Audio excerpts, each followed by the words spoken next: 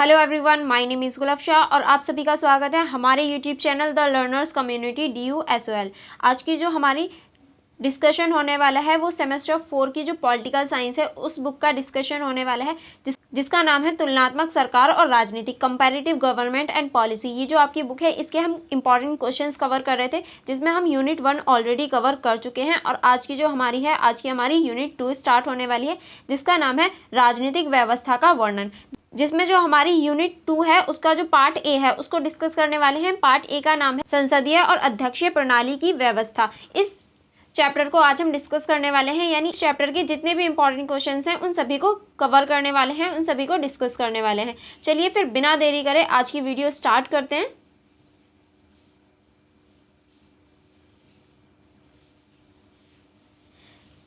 जैसे कि आप सभी देख सकते हैं हमारा क्वेश्चन नंबर 1 है संसदीय प्रणाली एवं अध्यक्षीय प्रणाली की व्याख्या कीजिए। यानी हमें इसमें संसदीय प्रणाली और अध्यक्षीय प्रणाली के बारे में बताना है। पहले हम संसदीय प्रणाली को देख लेते हैं। संसदीय प्रणाली एक शासन व्यवस्था है जिसमें कार्यकारी शाखा विधायी शाखा के प्रति उत्तरदायी होती है। इस प्रणाली में सरकार का प्रमुख प्रधानमंत्री होता है जो विधायिका के सदस्यों द्वारा चुना जाता है। इस प्रणाली के मुख्य तत्व निम्नलिखित हैं। अब देखिए जो संसदीय प्रणाली होती है ये जो होती है इसकी जो प्रमुख शाखा होती है वो विधायी शाखा होती है और इसका जो उत्तराधिकारी होता है यानी जो प्रमुख हेड जो होता है सरकार का वो प्रधानमंत्री होता है जो कि विधायिका के सदस्यों द्वारा चुना जाता है। अब हम इसके कुछ मुख्य तत्व देख लेते हैं कि कौन कौन से इसके मुख्य तत्व हैं। अब हम देखेंगे प्रमुख विशेषताओं को। पहला हम लिख सकते हैं द्वैध कार्यपालिका। संसदीय प्रणाली में द्वैध कार्यपालिका होती है जिसमें नामात्र का राज्य प्रमुख राष्ट्रपति या सम्राट और एक वास्तविक कार्यपालिका प्रमुख प्रधानमंत्री होता है। यानी इसमें जो होती है वो द्वैध कार्यपालिका होती है जिसमें एक नामात्र का होता है जो सिर्फ जैसे कि राष्ट्रपति होता है और एक वास्तव में होता है जो सारे निर्णय लेता है जैसे कि प्रधानमंत्री। ठीक है, नेक्स्ट आप इसमें लिख सकते हैं विधायिका और कार्यकारी शाखा के बीच घनिष्ठ संबंध। प्रधानमंत्री और मंत्रिपरिषद विधायिका के सदस्य होते हैं, यानी प्रधानमंत्री और मंत्रिपरिषद जो होती है वो विधायिका के सदस्य होते हैं और उनके कार्यकारी कार्य के लिए विधायिका के प्रति उत्तरदायी होते हैं और ये सभी विधायिका के प्रति उत्तरदायी होते हैं। नेक्स्ट आप इसमें लिख सकते हैं प्रधानमंत्री का चयन। प्रधानमंत्री का चयन विधायिका के सदस्य द्वारा किया जाता है और वह उसकी दल का नेता होता है जो विधायिका में बहुमत का हो, यानी जो विधायिका में बहुमत दल होता है उसी का ही प्रधानमंत्री चुना जाता है। ठीक है, नेक्स्ट आप इसमें लिख सकते हैं अविश्वास प्रस्ताव। यदि विधायिका का बहुमत सरकार के खिलाफ अविश्वास प्रस्ताव पारित करता है तो प्रधानमंत्री और मंत्रिपरिषद को इस्तीफा देना पड़ता है। यानी अगर विधायिका में जो बहुमत वाले लोग होते हैं वो अविश्वास प्रस्ताव पारित कर दें सरकार के खिलाफ जो सत्ता में है तो पूरे प्रधानमंत्री और मंत्रिपरिषद को सभी को इस्तीफा देना पड़ता है। नेक्स्ट आप इसमें लिख सकते हैं लचीला संविधान। संसदीय प्रणाली में संविधान अपेक्षाकृत लचीला होता है जिसमें संशोधन करना अपेक्षाकृत आसान होता है। इसका जो संविधान होता है लचीला होता है जिसकी वजह से इसमें जो चेंजेस होते हैं वो करने आसान होते हैं। अब इसके हम फायदे देख लेते हैं।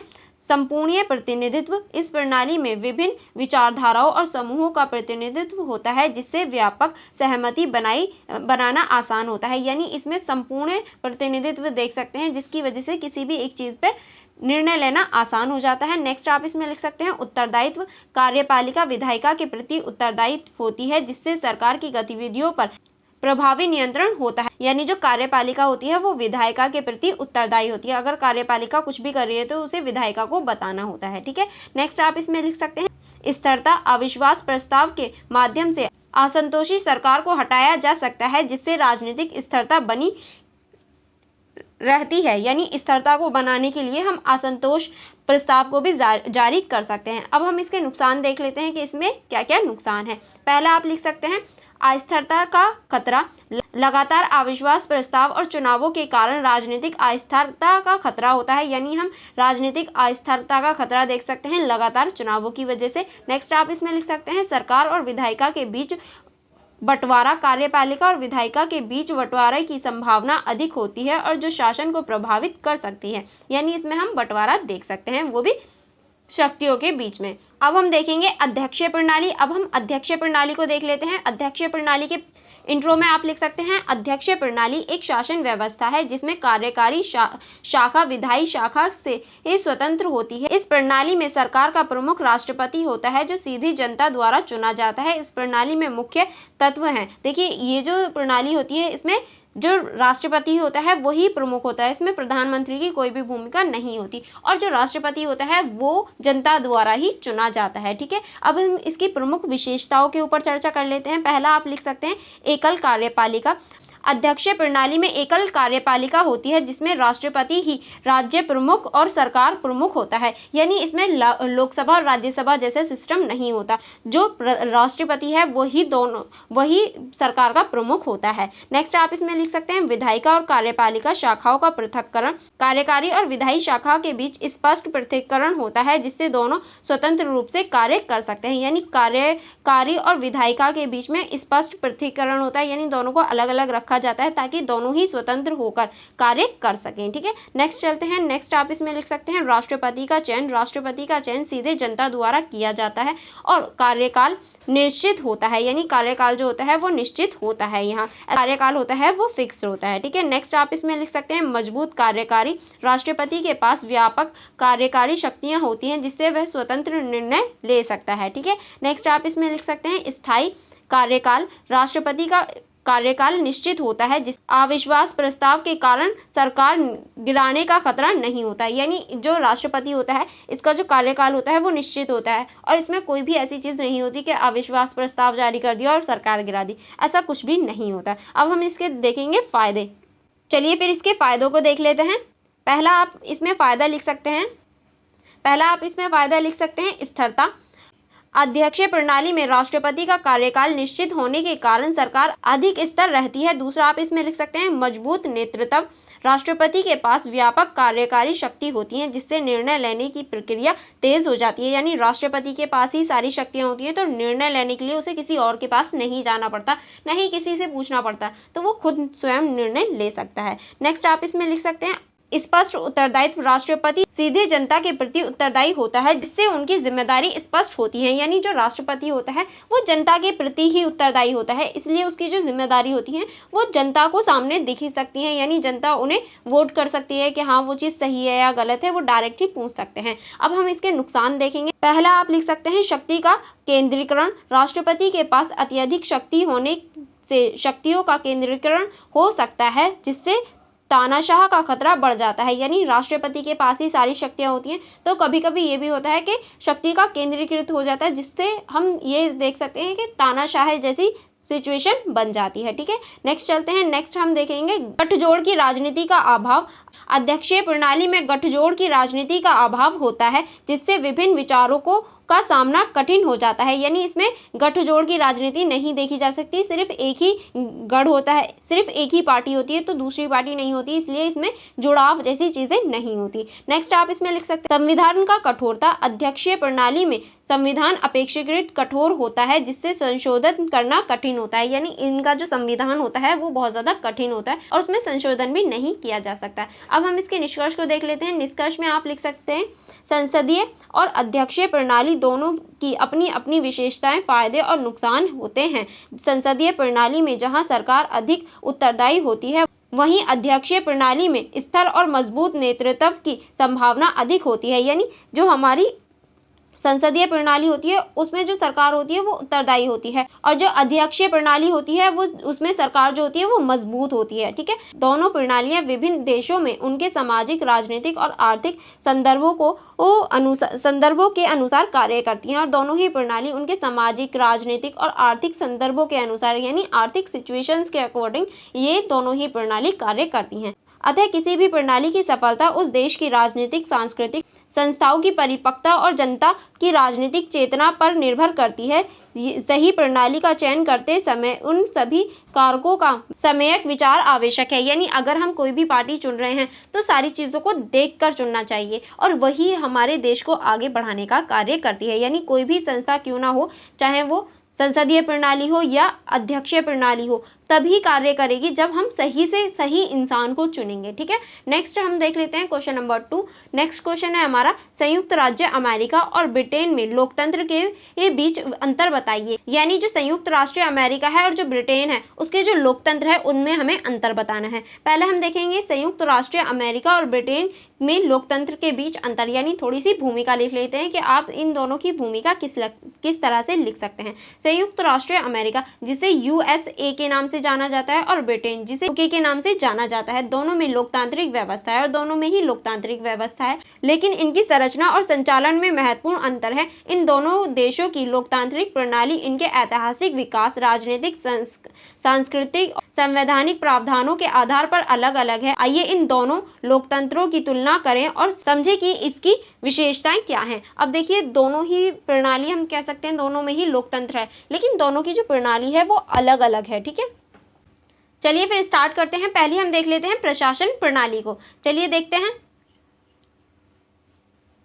प्रशासन प्रणाली में हम पहले देखेंगे संयुक्त राष्ट्र अमेरिका यानी यूएसए की प्रशासन प्रणाली। इसके अंतर्गत आप लिख सकते हैं अध्यक्षीय प्रणाली। संयुक्त राष्ट्र अमेरिका में अध्यक्षीय प्रणाली है जिसमें राष्ट्रपति कार्यकारी शाखा का प्रमुख होता है। राष्ट्रपति को सीधे जनता द्वारा चुना जाता है और इसका कार्यकाल निश्चित होता है। यानी जो संयुक्त राष्ट्र अमेरिका है, यूएसए है, उसमें अध्यक्षीय प्रणाली है और इसका जो राष्ट्रपति होता है वो जनता द्वारा चुना जाता है। जैसे हमने पिछले क्वेश्चन में पढ़ा कि जो अध्यक्षीय प्रणाली होती है वही सारी चीजें आप इसमें लिख सकते हैं, अगर बस आपको पता होना चाहिए कि किस देश में कौन सी प्रणाली को अपनाया जाता है। ठीक है, नेक्स्ट पॉइंट चलते हैं। नेक्स्ट पॉइंट आप इसमें लिख सकते हैं अलग कार्यपालिका और विधायिका। कार्यपालिका और विधायिका शाखा स्पष्ट रूप से अलग होती हैं। राष्ट्रपति और उनके मंत्री कांग्रेस के सदस्य नहीं होते, यानी कार्यपालिका और विधायिका दोनों ही अलग होती है और दोनों में से किसी का भी सदस्य ना तो राष्ट्रपति हो सकता है, ना ही उसकी जो मंत्री परिषद यानी कांग्रेस है उसका भी कोई सदस्य नहीं हो सकता। मैं आपको बता दूं, संयुक्त राष्ट्र अमेरिका की जो सरकार है उसको कांग्रेस नाम से जाना जाता है। ठीक है, नेक्स्ट चलते हैं संसद का विभाजन। संसद का विभाजन कार्यपालिका, विधायिका और न्यायपालिका के बीच स्पष्ट होता है जिससे सत्ता का संतुलन बनाया जा सकता है। सत्ता का विभाजन कार्यपालिका, विधायिका और न्यायपालिका के बीच स्पष्ट होता है जिससे सत्ता का संतुलन बना रहता है। यानी जो सत्ता है उसका जो विभाजन है वो कार्यपालिका, विधायिका और न्यायपालिका के बीच में किया जाता है। अब हम देखेंगे ब्रिटेन में, जिसको यूके के नाम से जाना जाता है। इसमें आप पहला पॉइंट लिख सकते हैं संसदीय प्रणाली। ब्रिटेन में संसदीय प्रणाली है जिसमें प्रधानमंत्री कार्यकारी शाखा का प्रमुख होता है। प्रधानमंत्री संसद के सदस्य द्वारा चुना जाता है और संसद के प्रति उत्तरदायी होता है। यानी जो ब्रिटेन है उसमें ये संसदीय प्रणाली है और संसदीय प्रणाली का जैसे आपको पता ही है जो प्रमुख होता है वो प्रधानमंत्री होता है। ठीक है, नेक्स्ट आप इसमें लिख सकते हैं समान कार्यपालिका और विधायिका। प्रधानमंत्री और उसके मंत्री संसद के सदस्य होते हैं जिसमें कार्यपालिका और विधायिका शाखा एक दूसरे से जुड़ी होती हैं और इसमें जो कार्यपालिका और विधायिका हैं वो एक दूसरे से जुड़ी हुई होती हैं। नेक्स्ट आप इसमें लिख सकते हैं सत्ता का सापेक्ष विभाजन। सत्ता का विभाजन इतना स्पष्ट नहीं होता क्योंकि कार्यकारी और विधायी शाखाएं अधिकतर एक साथ काम करती हैं। यानी जो सत्ता होती है उसका विभाजन स्पष्ट नहीं होता क्योंकि जो इसमें कार्यकारी होती है और जो विधायिका होती है वो दोनों ही मिलकर कार्य करती हैं। ठीक है, अब हम देखेंगे राज्य प्रमुख कौन होता है। ठीक है, पहले हम देख लेते हैं संयुक्त राष्ट्र अमेरिका में राष्ट्रपति ही राज्य का प्रमुख और सरकार का प्रमुख होता है। राष्ट्रपति के पास व्यापक कार्यपालिक शक्तियां होती हैं और वह देश का प्रमुख कार्यकारी अधिकारी होता है। यानी राष्ट्रपति के पास ही पूरी शक्तियां होती हैं और वो राष्ट्रपति जो होता है वही राज्य का प्रमुख होता है। अब हम देखेंगे ब्रिटेन में सम्राट या रानी। राष्ट्रीय प्रमुख सम्राट या रानी होती है जो एक संवैधानिक प्रमुख होती है, अधिकार प्रतीकात्मक होती है। यानी देखिए जो इसमें ब्रिटेन में होता है या तो प्रमुख हमारा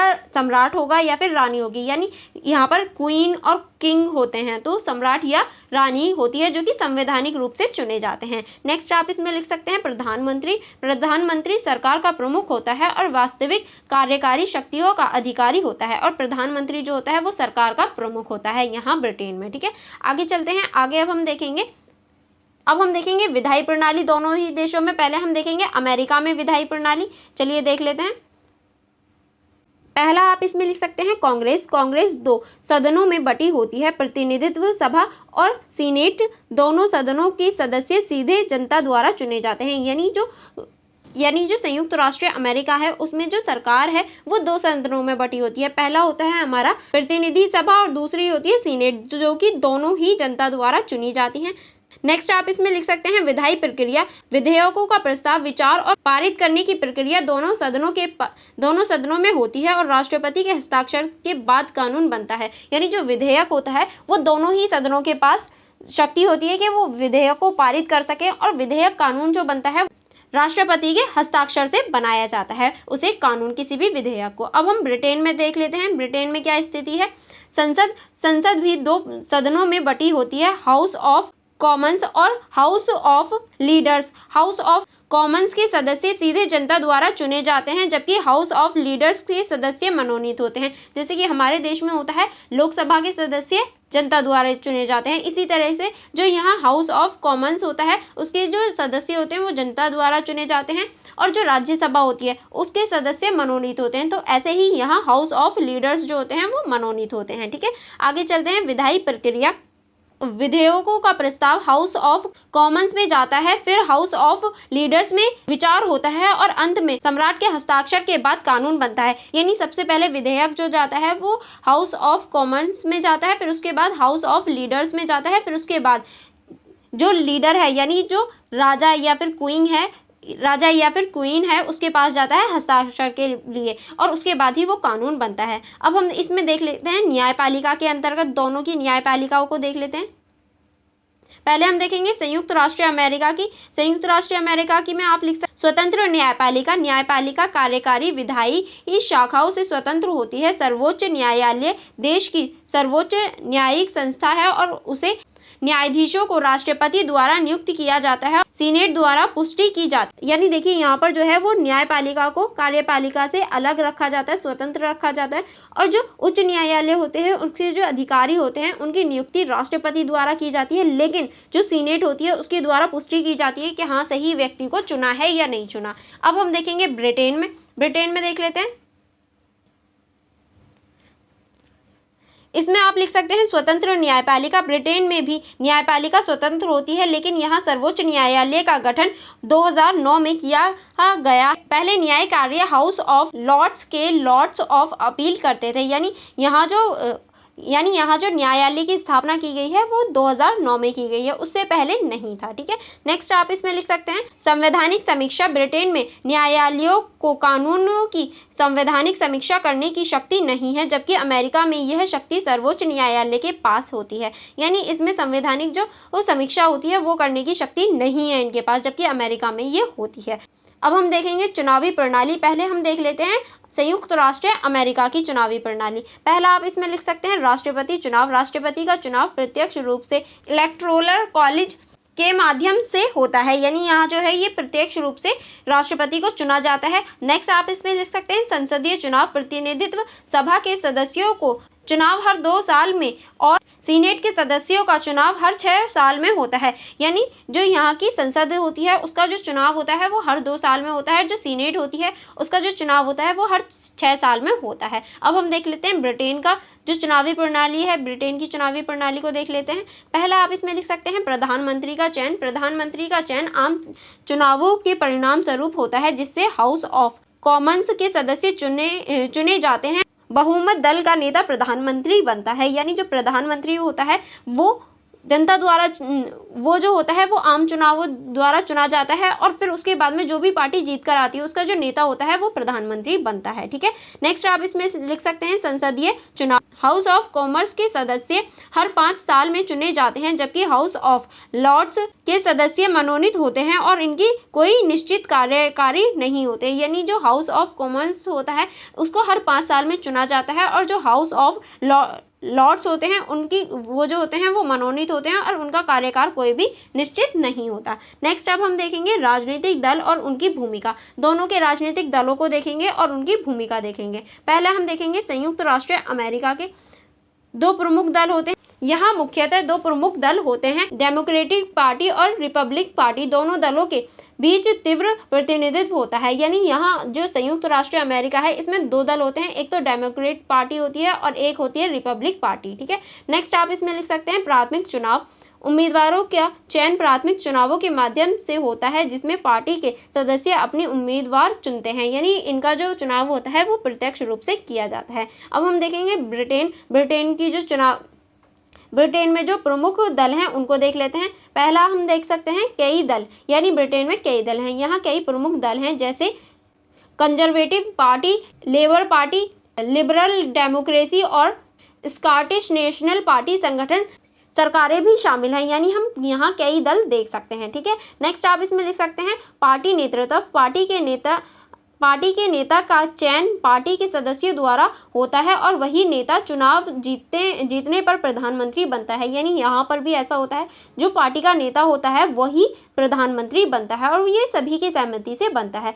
अब हम देखेंगे संवैधानिक ढांचा, यानी दोनों देशों का हम संवैधानिक ढांचा देख लेते हैं। पहला हम देखेंगे संयुक्त राष्ट्र अमेरिका का लिखित संविधान। अमेरिका का संविधान लिखित है और इसे बदलना कठिन है। यानी संविधान जो है अमेरिका का वो लिखित संविधान है और लिखित चीज़ों को चेंज करना कठिन है। नेक्स्ट आप इसमें लिख सकते हैं संवैधानिक सर्वोच्चता। संविधान सर्वोच्च कानून है और सभी कानूनों को इसके अनुसार होना चाहिए। यानी यहाँ पर संविधान को सर्वोच्च माना जाता है और इसी के अकॉर्डिंग सारे कानून बनाए जाते हैं। अब हम ब्रिटेन का देख लेते हैं। अलिखित संविधान। ब्रिटेन का संविधान मुख्यतः परंपराओं, न्यायिक निर्णय और कुछ लिखित दस्तावेजों का मिश्रण है। यानी यहाँ का जो संविधान है वो लिखित नहीं है। देखिए, जो मेनली लिखित संविधान हम उसको कह सकते हैं जिसकी प्रॉपर डेट हो, जिसको बनने में प्रॉपर टाइम लगा हो, जिसके लिए समिति बनाई गई हो। जैसे कि हमारा संविधान है, हमारे संविधान को प्रॉपर बनने में टाइम लगा, उसके लिए समिति का गठन किया गया और उसमें प्रॉपर सारी चीज़ें ली गई। ठीक है, लेकिन यहाँ का जो संविधान है उसमें ना कोई टाइम है कि ये इतने से इतने में बना या इस सन में लागू किया गया, ऐसा कुछ भी नहीं है। इसीलिए यहाँ के संविधान को लिखित नहीं माना जाता। ठीक है, नेक्स्ट हम देख सकते हैं संसदीय संप्रभुत्वता। संसदीय सर्वोच्च है और वही किसी भी कानून को बदल या पारित कर सकते हैं और यहाँ पर जो है वो संसद को सर्वोच्च माना जाता है, संविधान को नहीं, संसद को सर्वोच्च माना जाता है। अब हम देखेंगे इसका निष्कर्ष। संयुक्त राष्ट्र अमेरिका और ब्रिटेन दोनों में लोकतंत्र की अवधारणा समान है, लेकिन उनकी कार्य प्रणाली में महत्वपूर्ण अंतर है। अमेरिका अध्यक्षीय प्रणाली और लिखित संविधान है, जबकि ब्रिटेन में संसदीय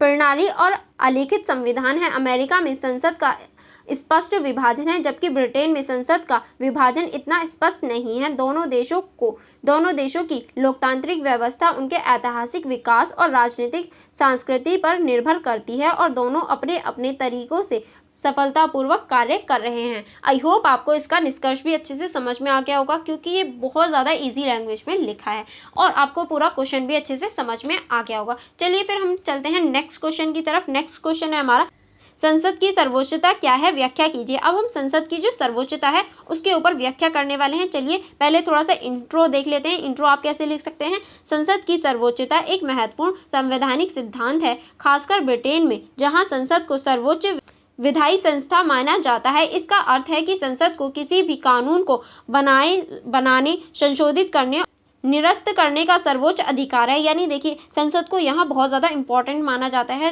यहाँ पर ब्रिटेन में, क्योंकि संसद जो है वो सारे ही कानून बना सकती है, उनको संशोधित कर सकती है या फिर उन्हें बिल्कुल ख़त्म कर सकती है, निरस्त कर सकती है। इस संविधान के अनुसार संसद के बनाए गए कानूनों को किसी भी अदालत या अन्य संस्थाओं द्वारा चुनौती नहीं दी जा सकती और इनके अंतर्गत या ये कहें इस ब्रिटेन के अंतर्गत हम कह सकते हैं जो संसद है उसने जो भी कानून बना दिया उसे फिर कोई भी न्यायालय या कोई भी अदालत चुनौती नहीं दे सकती। अब हम इसके प्रमुख बिंदु देख लेते हैं। प्रमुख बिंदु में आप क्या लिख सकते हैं, पहला आप लिख सकते हैं कानून बनाने का अधिकार। संसद के पास असीमित कानून बनाने का अधिकार है, ये किसी भी विषय पर कानून बना सकती है और किसी भी पुराने कानून को बदल सकती है। यानी संसद के पास जो है ये बहुत असीमित शक्ति है कि वो किसी से भी रिलेटेड कानून बना सकती है। जैसे कि आपके लिए कानून बन जाए कि आपको दिन में कम से कम 6 घंटे पढ़ना है, पूरी साल 6 घंटे पढ़ना है, तो ये असीमित शक्ति है इसके पास, ये किसी से भी रिलेटेड कानून बना सकती है। ठीक है, नेक्स्ट आप इसमें संविधान का अभाव। ब्रिटेन में कोई लिखित संविधान नहीं है, इसलिए संसद को संवैधानिक सीमाओं का पालन करने की आवश्यकता नहीं है। यानी यहाँ कोई भी लिखित संविधान नहीं है, इसीलिए ब्रिटेन को संवैधानिक सीमाओं का पालन करने की भी आवश्यकता नहीं है। नेक्स्ट आप इसमें लिख सकते हैं न्यायालय की भूमिका। ब्रिटेन में न्यायालय संसद द्वारा बनाए गए कानूनों को असंवैधानिक नहीं घोषित कर सकते। संसद का निर्णय अंतिम है। यानी यहाँ जो है वो संसद का निर्णय अंतिम होता है और कोई भी न्यायालय संसद के निर्णय को गलत साबित नहीं कर सकता। ठीक है, अब हम देखेंगे संसद की सर्वोच्चता की विशेषता। अब संसद जो है इसकी जो सर्वोच्चता है इसकी कुछ विशेषता देख लेते हैं। पहली आप इसमें लिख सकते हैं असीमित विधायी शक्ति। संसद की सर्वोच्चता का मुख्य तत्व उसकी असीमित विधायी शक्ति है। इसका मतलब है कि संसद किसी भी विषय पर कानून बना सकती है। जैसे कि मैंने अभी आपको बताया कि आपको 6 घंटे पढ़ना होगा, ऐसा कानून भी बना सकती है। वहाँ जो संसद है उसके पास इतनी असीमित शक्ति है कि वो किसी भी विषय पर कानून बना सकती है, चाहे वो कितना भी महत्वपूर्ण या तुच्छ क्यों ना हो, यानी वो कितना भी इम्पोर्टेंट या फिर कितना भी बेकार क्यों ना हो, वो किसी भी विषय पर बना सकती है। इसमें व्यक्तिगत अधिकारियों को संरक्षित करने वाले कानून, सामाजिक नीति के कानून और आर्थिक मामलों के कानून शामिल हो सकते हैं। ब्रिटेन में संसद को कानून बनाने में कई संवैधानिक सीमा नहीं है, यानी यहाँ जो है ब्रिटेन में कोई भी कानून बनाने के लिए संसद के ऊपर कोई भी संवैधानिक सीमा नहीं है। वो जो भी कानून बनाना चाहे वो बना सकती है। नेक्स्ट हम इसकी विशेषता लिख सकते हैं, संवैधानिकता की गैर महत्वता। ब्रिटेन में संविधान का कोई लिखित दस्तावेज नहीं है। इसका मतलब है कि संसद को किसी भी संवैधानिक सीमा का पालन करने की आवश्यकता नहीं है। अन्य देशों में जैसे कि संयुक्त राष्ट्र अमेरिका, कानून की संवैधानिकता की समीक्षा उच्च न्यायालय द्वारा की जाती है, लेकिन ब्रिटेन में ऐसा नहीं है। यहाँ संसद का प्रत्येक कानून स्वयं संवैधानिक माना जाता है। यानी देखिए, जो और देश हैं वहाँ जो कानून बन गया, लेकिन अगर वो कानून सही नहीं है तो उसे सर्वोच्च न्यायालय में भेजा जाता है और उस पर बहस की जाती है। अगर वो सही नहीं होता तो उसे हटा दिया जाता है, लेकिन यहाँ ऐसा नहीं है। यहाँ संसद को ही सबसे ऊपर माना जाता है। ठीक है, चलिए आगे बढ़ते हैं। अब आगे आप इसमें लिख सकते हैं न्यायालय की सीमा। न्यायालय की सीमा पर चर्चा कर लेते हैं। ब्रिटेन में न्यायालय संसद द्वारा बनाए गए कानूनों की संवैधानिकता की समीक्षा नहीं कर सकता। यानी अगर संसद ने कोई भी कानून बना दिया तो न्यायालय उसमें कुछ नहीं कर सकता। न्यायालय केवल यह देख सकता है कि संसद द्वारा बनाए गए कानूनों का सही ढंग से पालन किया गया है या नहीं। यदि कोई कानून अस्पष्ट है तो न्यायालय उसकी व्याख्या कर सकता है, लेकिन वह उसे असंवैधानिक घोषित नहीं कर सकता। देखिए, जो यहाँ का न्यायालय है वो सिर्फ ये देख सकता है कि जो कानून बनाए गए हैं उनका पालन हो रहा है या नहीं। अगर कानून गलत है तो वो उसकी सिर्फ व्याख्या कर सकता है, लेकिन उसे अवैध घोषित नहीं कर सकता। ठीक है, अब हम देखेंगे संसद की जो सर्वोच्चता है उसके क्या लाभ होते हैं। अब इसके लाभ को देख लेते हैं। पहला आप लिख सकते हैं तेज और प्रभावी शासन। संसद की सर्वोच्चता के कारण कानून बनाने की प्रक्रिया तेज और प्रभावी होती है, क्योंकि यहाँ जो सारे निर्णय होते हैं वो संसद द्वारा ले लिए जाते हैं। यहाँ किसी और सदन के पास भेजने की जरूरत नहीं है। क्योंकि संसद किसी भी समय किसी भी विषय पर कानून बना सकती है, इसलिए सरकार को किसी भी समस्या का समाधान करने के लिए लंबे संवैधानिक प्रक्रिया का पालन करने की आवश्यकता नहीं होती। इससे शासन अधिक प्रभावी हो सकता है। अब देखिए, किसी भी प्रॉब्लम का हम क्विक सल्यूशन ले लें, जल्दी से कोई भी सल्यूशन ले लें तो वो प्रॉब्लम जल्दी सॉल्व हो जाती है। लेकिन अगर हम उसी सल्यूशन को, पहले हमने सल्यूशन सोचा, फिर हम गए इसके पास, इसने कहा नहीं चेंजेस होने चाहिए, फिर हम गए, फिर हमने चेंजेस करे, फिर इसने कहा हाँ ठीक है, फिर हम आगे गए, आगे का अरे नहीं ये सही नहीं है, इसमें थोड़ी सी चेंज होनी चाहिए, फिर हम वापस आए, फिर हमने वो चीज़ चेंज करी, फिर हम यहाँ आए, फिर वापस यहाँ आए, फिर इसने कहा ठीक है, फिर हम आगे गए, आगे बोला नहीं ये तो पूरा ही गलत है, ये तो कुछ है ही नहीं। तो ऐसे जो संविधान में चेंजेस होते हैं या फिर कोई भी कानून बनता है तो उसमें क्विक सल्यूशन नहीं मिलता। और यहाँ की जो प्रणाली है उसमें सिर्फ संसद की चलती है। संसद ने देखा कि हाँ ये प्रॉब्लम है, चलो इसका ये सल्यूशन होना चाहिए, ये सल्यूशन ठीक है, और देन अप्लाई कर दिया, सभी पब्लिक पे ये अप्लाई कर दिया और जो प्रॉब्लम थी उसका सल्यूशन ढूंढ दिया। तो देखिए यहाँ पूरा प्रोसेस होने में कितना टाइम लगा और यहाँ जल्दी से सल्यूशन मिल गया। तो इसीलिए जो यहाँ का सल्यूशन है वो जल्दी मिल जाता है। अब हम देखेंगे लोकतांत्रिक प्रक्रिया। लोकतांत्रिक प्रक्रिया को देख लेते हैं। संसद की सर्वोच्चता यह सुनिश्चित करती है कि कानून बनाने की प्रक्रिया लोकतांत्रिक हो। संसद के सदस्य जनता द्वारा चुने जाते हैं, इसीलिए संसद की प्रत्येक गतिविधि जनता की इच्छाओं का प्रतिनिधित्व करती है, जिससे लोकतंत्र को मजबूती बनाने में मदद मिलती है। यानी जो संसद है उसके जो व्यक्तियों का चयन होता है वो डायरेक्ट जनता द्वारा किया जाता है, और डायरेक्ट जनता द्वारा किया जाता है इसीलिए वो जो लोग होते हैं जो भी कानून बनाते हैं वो जनता के हित में बनाए जाते हैं और जो लोकतंत्र है उसको मजबूत करने की दिशा में आगे बढ़ाए जाते हैं। ठीक है, अब हम देखेंगे कानून स्पष्टता। संसद द्वारा बनाए गए कानून स्पष्ट और निश्चित होते हैं। न्यायालय केवल उन कानूनों की व्याख्या करता है और सुनिश्चित करता है कि उनका सही ढंग से पालन हो रहा है। इससे कानून प्रणाली में स्पष्टता और निश्चितता बनी रहती है। यानी जो भी कानून बनाए जाते हैं वो स्पष्ट होते हैं और निश्चित होते हैं, और जो न्यायालय होता है वो उनकी पुष्टि भी करता है कि हाँ वो चीज़ सही है या नहीं और उसे फॉलो भी किया जा रहा है या नहीं। अब हम नेक्स्ट पॉइंट चलते हैं। नेक्स्ट पॉइंट आप लिख सकते हैं संसद की सर्वोच्चता की सीमाएं। अब हम देखेंगे इसकी क्या क्या सीमाएं होती हैं। ठीक है, पहला आप इसकी सीमा में पॉइंट लिख सकते हैं संसद का केंद्रीकरण। संसद की सर्वोच्चता का एक प्रमुख नुकसान ये है कि इससे संसद का केंद्रीकरण हो सकता है। संसद के पास आपसी विधायी शक्ति होती है जिससे संसद का दुरुपयोग होने की संभावना बढ़ जाती है। यदि संसद में बहुमत दल सत्ता में है तो वह अपनी इच्छा अनुसार कानून बना सकता है और विपक्ष की आवाज़ को दबाया जा सकता है। यानी देखिए, अगर सारी शक्तियाँ एक ही के पास होती हैं और वही पावर में आ जाए, यानी जो मेजॉरिटी है वो भी उसमें आ जाए, तो इस सिचुएशन में क्या होगा कि जो अपोजिट पार्टी है उसकी जो आवाज़ है उसको दबाया जा सकता है और जो सरकार है वो अपनी मनमानी कर सकती है। ठीक है, नेक्स्ट पॉइंट चलते हैं। नेक्स्ट पॉइंट आप इसमें लिख सकते हैं व्यक्तिगत अधिकारों की रक्षा। अब व्यक्तिगत अधिकारों की रक्षा को देख लेते हैं। इसमें आप लिख सकते हैं संसद की सर्वोच्चता के कारण व्यक्तिगत अधिकारों की सुरक्षा कम हो सकती है। संसद किसी भी समय किसी भी अधिकार को सीमित या समाप्त कर सकती है। इसीलिए अन्य देशों में जैसे कि संयुक्त राष्ट्र अमेरिका व्यक्तिगत अधिकारों की सुरक्षा के लिए संविधान में स्पष्ट प्रावधान होते हैं। ब्रिटेन में ऐसा नहीं है। यानी देखिए, इसमें जो होता है संसद किसी भी कानून को कभी भी बदल सकती है और किसी भी कानून या किसी भी अधिकार को छीन सकती है। तो व्यक्तिगत जो अधिकार होते हैं उनकी कोई भी गारंटी नहीं होती।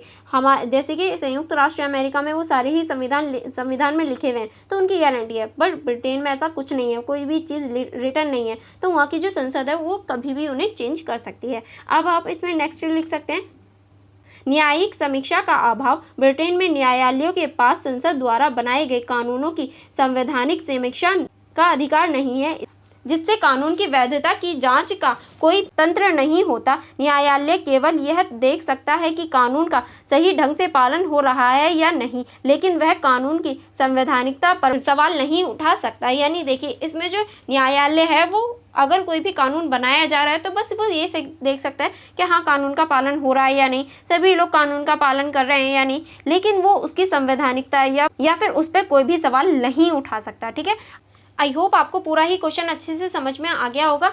चलिए अब हम इसके निष्कर्ष को देख लेते हैं। संसद की सर्वोच्चता एक महत्वपूर्ण संवैधानिक सिद्धांत है।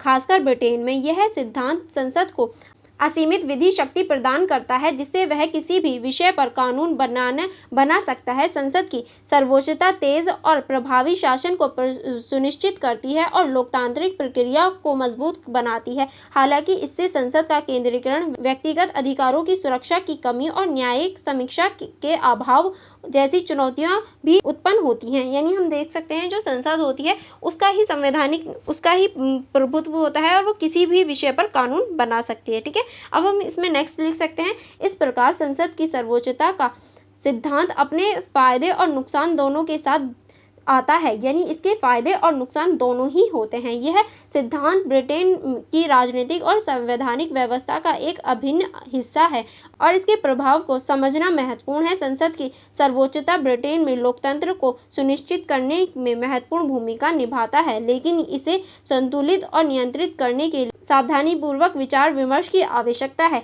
यानी ये इंपॉर्टेंट तो रोल निभाता है, लेकिन इसको यूज़ करने के लिए सावधानीपूर्वक विचार विमर्श करने की भी आवश्यकता है। यहाँ हमारा ये क्वेश्चन फिनिश होता है। आई होप आपको निष्कर्ष और ये पूरा ही क्वेश्चन अच्छे से समझ में आ गया होगा। हमारा जो क्वेश्चन है वो है बहुदलीय प्रणाली में अंतर कीजिए। यानी बहुदलीय प्रणाली में हमें अंतर बताना है। चलिए फिर इसके इंट्रो से स्टार्ट करते हैं। इंट्रो आप इस तरह से लिख सकते हैं बहुदलीय प्रणाली एक ऐसी राजनीतिक व्यवस्था है जिसमें कई राजनीतिक दल चुनाव लड़ते हैं और सत्ता हासिल करने के लिए प्रतिस्पर्धा करते हैं। इस प्रणाली में एक से अधिक दल होते हैं जो सरकार बनाने के लिए मतदाताओं का समर्थन प्राप्त करने की कोशिश करते हैं। बहुदलीय प्रणाली का मुख्य उद्देश्य विभिन्न विचारधाराओं और मतों का प्रतिनिधित्व करना है ताकि एक अधिक प्रतिनिधित्व लोकतंत्र स्थापित हो सके। यानी देखिए बहुदलीय प्रणाली जो होती है उसमें एक दल न होकर बहुत सारे दल होते हैं जो जनता का समर्थन प्राप्त करने की पूरी कोशिश करते हैं, यानी अपनी सत्ता बनाने की कोशिश करते हैं। और इसका जो मुख्य उद्देश्य है वो लोकतंत्र को स्थापित करना ही होता है, ठीक है, यानी लोकतंत्र को बढ़ावा देना ही होता है। इसमें बहुत सारी पार्टियां होती हैं। चलिए अब हम देखते हैं बहुदलीय प्रणाली की विशेषताएं कि बहुदलीय प्रणाली की क्या क्या विशेषताएं होती हैं। पहली आप लिख सकते हैं राजनीतिक विविधता। बहुदलीय प्रणाली में कई दल होते हैं जो विभिन्न विचारधाराओं, नीतियों और कार्यक्रमों का प्रतिनिधित्व करते हैं। यह प्रणाली एकल दल प्रणाली और द्विदलीय प्रणाली से अलग है क्योंकि इसमें जनता के पास चुनाव के लिए अधिक विकल्प होते हैं। यानी बहुदलीय प्रणाली एकल प्रणाली और द्विदलीय प्रणाली से बिल्कुल अलग होती है क्योंकि यहाँ जनता के पास बहुत सारे लोग होते हैं चुनने के लिए, यानी जनता जिसे चाहे उसे चुन सकती है।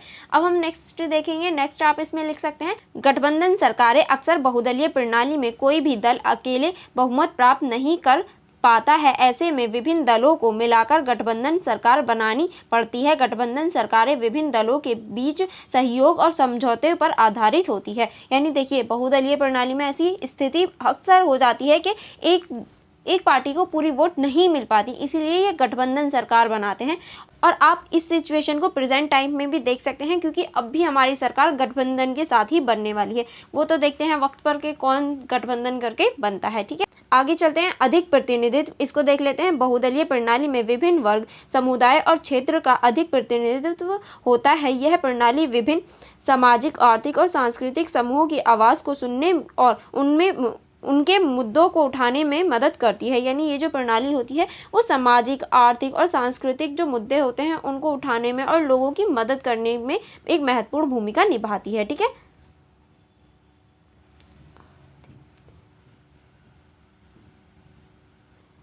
अब हम नेक्स्ट है हमारा राजनीतिक स्थिरता। बहुदलीय प्रणाली में राजनीतिक स्थिरता की संभावनाएं बढ़ जाती हैं क्योंकि इसमें विभिन्न दलों के बीच सत्ता साझा की जाती है जिससे राजनीतिक विवाद और अस्थिरता कम होती है। आगे देख लेते हैं बहुदलीय प्रणाली के लाभ। अब हम देखेंगे बहुदलीय प्रणाली के क्या क्या लाभ होते हैं। पहला आप लिख सकते हैं लोकतंत्र को मजबूत करना। बहुदलीय प्रणाली लोकतंत्र को मजबूत बनाती है क्योंकि इससे विभिन्न विचारों और मतों का प्रतिनिधित्व होता है जिससे जनता के विभिन्न वर्गों की आवाज़ों को सुनने और उनके मुद्दों को उठाने में मदद मिलती है। यानी जो बहुदलीय व्यवस्था होती है वो लोकतंत्र को बढ़ाने का भी कार्य करती है और जनता की जो आवाज़ होती है उसको सुनने का भी कार्य करती है। अब इसकी हम सेकंड विशेषता देख लेते हैं। सेकंड आप लिख सकते हैं अधिक विकल्प।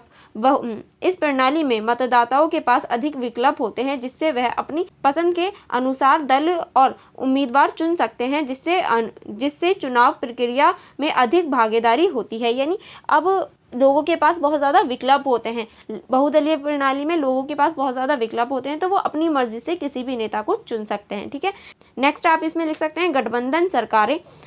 गठबंधन सरकारें विभिन्न दलों के बीच सहयोग और समझौतों पर आधारित होती है जिससे सरकारों के कामकाज में अधिक पारदर्शिता और उत्तरदायित्व होते हैं। गठबंधन सरकारें विभिन्न दलों के विचारों और नीतियों का समावेशन कर सकती हैं जिससे शासन अधिक समावेशी और प्रतिनिधित्व होता है। यानी जो गठबंधन सरकारें होती हैं वो एक साथ मिलाकर गठबंधन करके सरकार बना लेती हैं, ठीक है। आगे चलते हैं। आगे आप पॉइंट नंबर 4 लिख सकते हैं संतुलित शक्ति। बहुदलीय प्रणाली में सत्ता के केंद्रीकरण कम होता है क्योंकि विभिन्न दलों के बीच सत्ता साझा की जाती है। इसमें शक्ति का संतुलन बना रहता है और किसी एक दल या नेता के हाथों में सत्ता का अत्यधिक केंद्रीकरण नहीं होता। यानी जो शक्ति होती है उसका विभाजन हो जाता है सभी दलों के बीच में, इसीलिए ना तो किसी एक दल के पास और ना ही किसी एक नेता के पास पूरी शक्ति होती है, जिससे जो संतुलन है वो बना रहता है, कोई भी अपनी मनमानी नहीं कर पाता। अब हम देखेंगे बहुदलीय प्रणाली के नुकसान कि बहुदलीय प्रणाली के क्या नुकसान होते हैं। पहला आप लिख सकते हैं अस्थिरता का खतरा। गठबंधन सरकारें अक्सर अस्थिर हो सकती हैं क्योंकि विभिन्न दलों के बीच मतभेद और विवाद हो सकते हैं जिससे सरकारों के कामकाजों में बाधा आ सकती है और राजनीतिक अस्थिरता बढ़ सकती है। यानी अगर दलों में मतभेद पैदा हो जाता है तो उसकी जो स्थिरता होती है वो खत्म हो जाती है और वो हट जाती है सरकार। निर्णय लेने की कठिनाई, इसको देख लेते हैं। गठबंधन सरकारों में निर्णय लेने की प्रक्रिया धीमी हो सकती है क्योंकि विभिन्न दलों के बीच सहमति बनाने में समय लग सकता है, जिससे नीतियां और कार्यक्रमों को कार्यान्वयन में देरी हो सकती है। यानी देखिए, अगर कोई भी चीज़ बनाई जा रही है और सभी दल अलग अलग सोचते हैं तो उस चीज़ को कानून बनाने में टाइम लग सकता है, क्योंकि सभी दलों को उस चीज़ पे मनाने और उसको सुनिश्चित करने में टाइम लग सकता है। ठीक है, नेक्स्ट आप इसमें लिख सकते हैं छोटी पार्टी का प्रभाव। कभी कभी छोटी पार्टी गठबंधन सरकारों को अत्यधिक प्रभाव डाल सकती है क्योंकि उनकी समर्थन आवश्यक होता है, जिससे बड़ी पार्टियों को अपनी एजेंडा और नीतियों को समझौता करना पड़ता है। यानी देखिए, इसका एग्जाम्पल आप रियल लाइफ यानी इस टाइम के प्रेजेंट टाइम में भी देख सकते हैं। दोनों ही सरकारों यानी बीजेपी और कांग्रेस दोनों ही सरकारों को बनने के लिए गठबंधन की आवश्यकता है, और दो ऐसे व्यक्ति हैं जो किसी भी सरकार में जाएंगे वही सरकार बन जाएगी। अब वो जो दो व्यक्ति हैं जो अभी छोटी पार्टी के हैं, मतलब इतनी ज़्यादा वोट नहीं है उनके पास, लेकिन वो जिससे भी मिल जाए वही सरकार बना देगी। तो उन दोनों का नाम आप मुझे कमेंट बॉक्स में बताना। देखते हैं आप लोग न्यूज़ भी देखते हैं या नहीं। ठीक है, फिर पता चलेगा कि हमारे देश का नेता जो होगा वो कौन बनेगा। ओके, चलिए अब देखते हैं बहुदलीय प्रणाली का महत्व। पहला आप लिख सकते हैं विविधता और समावेशी। इसमें देख लेते हैं विविधता और समावेशी में बहुदलीय प्रणाली विभिन्न सामाजिक, आर्थिक और सांस्कृतिक समूहों का वो प्रतिनिधित्व देती है, जिससे विविधता और समावेशी सुनिश्चित होती है, जिससे समाज में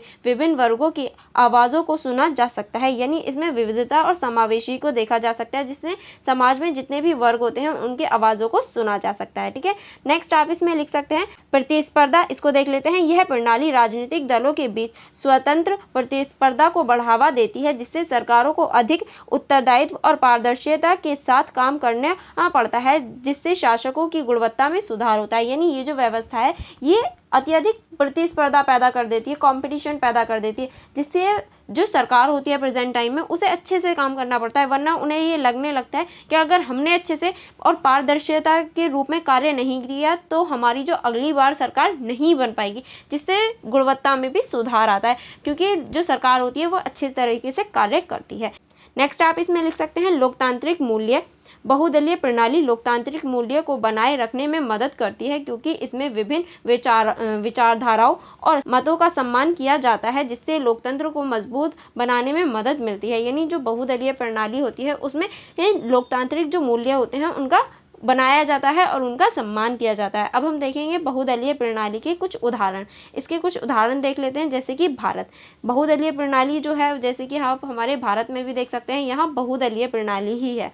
अब हम इसको देख लेते हैं डिटेल में। भारत एक बहुदलीय लोकतंत्र है जहाँ कई राष्ट्रीय और क्षेत्रीय दल चुनाव लड़ते हैं। भारतीय लोकतंत्र में कांग्रेस, भारतीय जनता पार्टी यानी बीजेपी और कई क्षेत्रीय दल सक्रिय हैं। अक्सर चुनावों के बाद गठबंधन सरकारें बनती हैं, जैसे एनडीए राष्ट्रीय जनतांत्रिक गठबंधन और यूपीए संयुक्त प्रगतिशील गठबंधन। ये हमारे भारत का उदाहरण आप लिख सकते हैं। ठीक है, और यहाँ ये हमारा जो क्वेश्चन था ये पूरा कंप्लीट हो जाता है। आई होप आपको पूरा क्वेश्चन अच्छे से समझ में आ गया होगा। अगर आपको कोई डाउट हो या कोई प्रॉब्लम हो तो आप मुझसे कमेंट बॉक्स में पूछ सकते हैं, मैं ज़रूर रिप्लाई दूंगी। एंड फॉर मोर कनेक्टिविटी आप हमारे YouTube channel the learners community DUSOL को सब्सक्राइब कर लीजिए। एंड अगर आप हमारे नोट्स देखना चाहते हैं तो आप हमारे app the learners community DUSOL को भी डाउनलोड कर सकते हैं, जो सच में बहुत अच्छा ऐप है। बहुत सारे स्टूडेंट के बहुत अच्छे रिस्पॉन्स भी आते हैं, क्योंकि हमारा ऐप सच में बहुत अच्छा है, जहाँ आपको सारी चीज़ें ईजिली मिल जाती हैं और बहुत अच्छे वे में मिल जाती हैं। अगर बी ऑनेस्ट बताऊं, अगर मैं जब ग्रेजुएशन में थी, अगर मुझे वो ऐप मिलता तो सच में मेरे लिए बहुत हेल्पफुल होता। तो आपके पास वो अपॉर्चुनिटी है कि आप उस ऐप के माध्यम से अपनी सारी कन्फ्यूजन दूर कर सकते हैं, और आप उस ऐप के माध्यम से अपनी जो SOL की बुक्स हैं और जो नोट्स हैं वो भी देख सकते हैं। तो आप हमारा app the learners community DUSOL को डाउनलोड करना मत भूलना, और फीडबैक देना भी मत भूलना, क्योंकि आपकी फीडबैक हमें मोटिवेट करती हैं। तो फीडबैक देने से पहले एक बार सोच लेना जो भी फीडबैक दें, क्योंकि फीडबैक बहुत ज़्यादा मोटिवेट और डिमोटिवेट करने का कार्य करती है। तो ये आपके ऊपर डिपेंड करता है कि आप किस तरह की फीडबैक देते हैं। चलिए फिर मिलते हैं नेक्स्ट वीडियो में। Thank you for watching everyone.